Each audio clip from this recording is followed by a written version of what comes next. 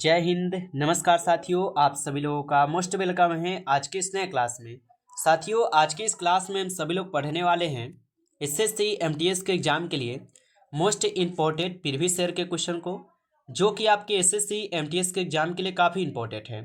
तो आप सभी लोग जो इस क्लास को बिल्कुल अच्छे से लास्ट तक देखिएगा, जिससे कि आप जो इन सभी क्वेश्चन को अच्छे से याद कर पाएंगे और आप सभी लोग अपने एग्जाम में सभी क्वेश्चन को आसानी तरीके से बना भी पाएंगे। तो चलिए फिर क्लास को स्टार्ट करते हैं। उनसे पहले यदि आप इस चैनल पर पहली बार जुड़े हैं तो आप इस चैनल को सब्सक्राइब कर लीजिए और सब्सक्राइब करके आप ऑल नोटिफिकेशन को जरूर दबा लीजिए, ताकि जब भी क्लास स्टार्ट हो सबसे पहले क्लास का नोटिफिकेशन आपके पास पहुंच सके। तो आप चैनल को भी सब्सक्राइब कर लीजिए और सब्सक्राइब करके इस क्लास को आप लोग लाइक नहीं किए हैं तो आप सभी लोग इस क्लास को लाइक जरूर कर लीजिएगा। तो चलिए क्लास को स्टार्ट करते हैं। पहला क्वेश्चन देखिएगा कि भारत का यहाँ पे पहला उपग्रह कौन सा था। चलिए बताइए दोस्तों, हर एक क्वेश्चन बिल्कुल प्रीवियस ईयर से जो इंपॉर्टेंट और सिलेक्टेड क्वेश्चन है वो सभी क्वेश्चन है इस क्लास में, बिल्कुल अच्छे से देखिएगा ये, क्योंकि आपको पता है 60% क्वेश्चन आपके प्रीवियस ईयर से क्वेश्चन आपके एग्जाम में रहता है, इसलिए प्रीवियस ईयर के क्वेश्चन अगर देख लेते हैं तो आपका सिलेक्शन पक्का है इस बार। ठीक है, बताइए तो भारत का पहला उपग्रह कौन सा था। तो आर्यभट्ट जो है ये भारत का पहला उपग्रह था। ऑप्शन ए हो जाएंगे इस क्वेश्चन का सही जवाब। चलिए अगला क्वेश्चन आप देखिएगा कि विटामिन सी का यहाँ पे प्रमुख स्रोत कौन सा है। बताइए विटामिन सी का यहाँ पे प्रमुख स्रोत कौन सा है। तो यहाँ पे नींबू जो है ये विटामिन सी का प्रमुख स्रोत है। ऑप्शन बी जो है इस क्वेश्चन का सही जवाब है। अगला क्वेश्चन आप लोग देखिएगा कि भारतीय संविधान में कुल कितने अनुच्छेद है 2024 तक। तो भारतीय संविधान में कुल कितने अनुच्छेद है 2024 तक। तो 448 है। ऑप्शन बी जो है यहाँ पे सही जवाब है, याद रखिएगा। और मूल संविधान में 395 अनुच्छेद थे। अगला क्वेश्चन देखिएगा कि तारों की चमक को मापने की इकाई क्या है। तो तारों की चमक को मापने की इकाई यहाँ पे क्या हो जाएंगे।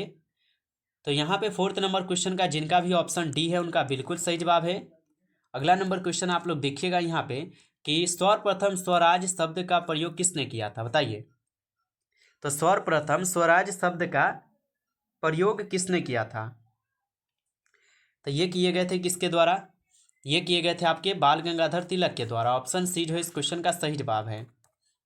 अगला क्वेश्चन है आप लोगों का कि भारतीय संविधान का निर्माण कब हुआ था। तो भारतीय संविधान का निर्माण कब हुआ था। तो 26 नवंबर 1949 को भारतीय संविधान का निर्माण हुआ, यानी कि उस समय भारत का संविधान पूरी तरीके से बन गया और अंगीकार किए गए थे। ठीक है, याद रखिएगा। चलिए आगे देखिएगा। क्वेश्चन है कि विश्व का सबसे बड़ा महाद्वीप कौन सा है। चलिए लगा दीजिए आंसर कि विश्व का सबसे बड़ा महाद्वीप जो है यहाँ पर कौन से हो जाएंगे। तो एशिया महाद्वीप जो है ये विश्व का सबसे बड़ा महाद्वीप है, याद रखिएगा। चलिए अगला क्वेश्चन है आप लोग का कि निम्न में से कौन सा विटामिन सूर्य की रोशनी से प्राप्त होता है। तो निम्न में से कौन सा विटामिन है जो कि सूर्य की रोशनी से प्राप्त होता है। तो विटामिन डी हो जाएंगे। ऑप्शन डी सही जवाब है। अगला क्वेश्चन है भारतीय संसद कितने सदनों में मिलकर बनी होती है। तो भारतीय संसद जो ये कितने सदन से मिलकर बनी होती है। तो भारतीय संसद कुल 2 सदन से बनकर मिलकर बनी होती है। जो कौन कौन, एक राज्यसभा एक लोकसभा, ये दोनों से बना होता है। चलिए अगला क्वेश्चन आप लोग देखिएगा। क्वेश्चन है कि पृथ्वी का सबसे ऊंचा पर्वत कौन सा है, बता दीजिए। तो पृथ्वी का सबसे ऊंचा पर्वत जो है यहाँ पर कौन से हो जाएंगे। तो पृथ्वी का सबसे ऊंचा पर्वत यहाँ पर हो जाएंगे कौन। तो माउंट एवरेस्ट। ऑप्शन यहाँ पे डी क्या है इस क्वेश्चन का सही जवाब है, माउंट एवरेस्ट है। अगला क्वेश्चन देखिएगा, भारत का राष्ट्रीय पक्षी कौन सा है। दोस्तों ये पहले का क्वेश्चन सब पूछा गया है, इसलिए आपको इस इजी लग रहा है। और यहाँ से बोल रहे हैं कि जरूर क्वेश्चन पूछेगा आपके एग्जाम में, मोर हो जाएगा। ठीक है, चलिए अगला क्वेश्चन आप लोग देखिएगा। यहाँ पे हड़प्पा सभ्यता किस नदी के किनारे विकसित हुई थी। चलिए आंसर लगा दीजिए। तो याद रखिएगा हड़प्पा सभ्यता जो है ये किस नदी के किनारे विकसित हुई थी। तो ये सिंधु नदी के किनारे हुई थी, याद रखिएगा। और हड़प्पा की खोज कब हुई थी ये भी ना पूछता है।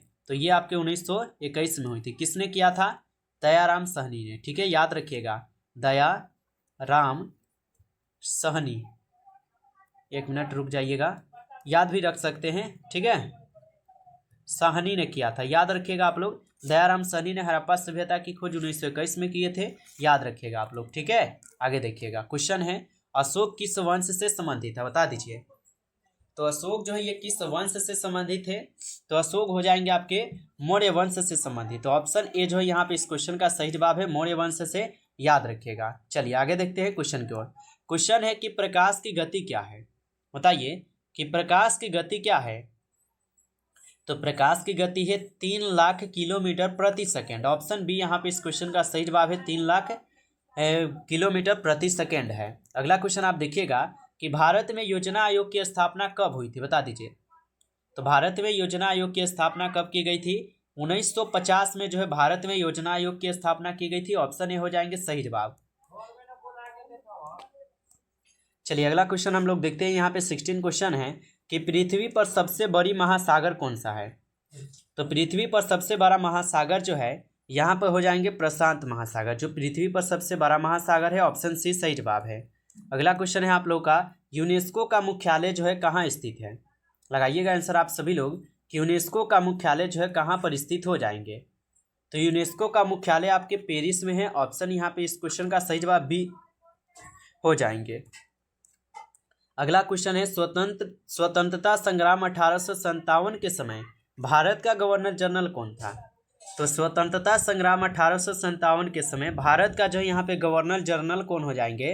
तो उस समय भारत के गवर्नर जनरल थे लॉर्ड कैनिंग। ऑप्शन बी जो है इस क्वेश्चन का सही जवाब है, लॉर्ड कैनिंग। अगला क्वेश्चन है, मानव शरीर में लाल रक्त कणिकाएं कहाँ बनती है? तो मानव शरीर में लाल रक्त कणिकाएं कहाँ पर बनती है? तो ये बनती है आपके कहाँ पर? अस्थि मज्जा में। ऑप्शन यहाँ पे सी न है, सी इस क्वेश्चन का सही जवाब है, अस्थि मज्जा में। अगला क्वेश्चन है आप लोग का कि पत्तियों का जो हरा रंग है ये किसके कारण से होता है? तो पत्तियों का हरा रंग किसके कारण होता है?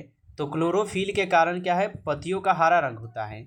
दोस्तों अभी तक आप लोग इस क्लास को लाइक नहीं किए हैं तो सभी लोग एक बार इस क्लास को ज़्यादा से ज़्यादा लाइक करके, आप इस चैनल पे पहली बार जुड़े हैं तो सब्सक्राइब करके और नोटिफिकेशन को दबा लीजिए, क्योंकि आपको यहाँ पे डेली क्लास करवाए जाते हैं आपके SSC MTS के लिए। तो आप लोग चैनल को सब्सक्राइब कर लीजिएगा। चलिए क्वेश्चन देखिएगा कि किसे भविष्य का ईंधन कहा जाता है? तो भविष्य का ईंधन किसे कहते हैं? तो हाइड्रोजन को जो है भविष्य का ईंधन कहते हैं। ऑप्शन सी सही जवाब है। अगला क्वेश्चन है आप लोग का कि पायरिया नामक रोग किस अंग को प्रभावित करता है? तो पायरिया नामक रोग किस अंग को प्रभावित करता है? मसडों को करते हैं। ऑप्शन डी जो है यहाँ पे सही जवाब है। अगला क्वेश्चन देखिएगा आप लोग, महिलाओं की हृदय का भार पुरुषों के हृदय के भार के तुलना में क्या होता है? कम होता है। ठीक है, कम होता है, याद रखिएगा, कम होता है। अगला क्वेश्चन है आप लोग का, शरीर में लाल रक्त कणिकाएं कितने दिन तक जीवित रहती है? ये क्लास में आपको पढ़ा दिए पहले भी। तो शरीर में जो है जो लाल रक्त कणिका है इनका जीवन काल 120 दिन का होता है। अगला क्वेश्चन आप देखिएगा कि डॉल्फिन किस वर्ग में वर्गीकृत किए जाते हैं, बताइए। तो डॉल्फिन जो है ये किस वर्ग में वर्गीकृत किए जाते हैं? तो ये किस में किए जाते हैं? ये किए जाते हैं स्तनधारी में। ऑप्शन ए कीजिएगा आप लोग, सही जवाब स्तनधारी। अगला क्वेश्चन है आप लोग का कि व्हाट इज यहाँ पे मरुस्थल, यानी कि मरुस्थल क्या है? तो मरुस्थल जो है यह एक क्या हो जाएंगे? तो यह एक कवक है, याद रखिएगा, मरुस्थल जो है ये एक कवक है। अगला क्वेश्चन है आप लोग का कि पॉजिट्रॉन नामक कण की खोज किसने की थी? तो पॉजिट्रॉन नामक कण की खोज किए गए थे किसके द्वारा? तो ये आपके एंडरसन के द्वारा की गई थी। अगला क्वेश्चन है, अस्थायी चुंबक किस पदार्थ से बनाए जाते हैं? बताइए, अस्थायी चुंबक किस पदार्थ से जो है बनाए जाते हैं?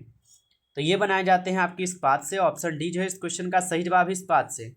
अगला क्वेश्चन है आप लोग का, टेलीविजन का आविष्कार किसने किया था? तो टेलीविजन का आविष्कार किए गए थे किसके द्वारा? तो ये किए गए थे आपके J.L. बेयर्ड के द्वारा। ऑप्शन डी जो है सही जवाब हो जाएंगे। चलिए अगला क्वेश्चन देखिएगा कि झूठ का पता लगाने वाला यंत्र कौन सा है? इसका आंसर आप लोग कमेंट कीजिएगा, ठीक है, सभी लोग इसका आंसर कमेंट कीजिए तो देखते हैं किनका आंसर आता है। चलिए, पिट्स इंडिया एक्ट कब आया था, बता दीजिए। तो पिट्स इंडिया एक्ट कब आया था? तो 1784 में। ऑप्शन डी जो है सही जवाब है, 1784 में आया था।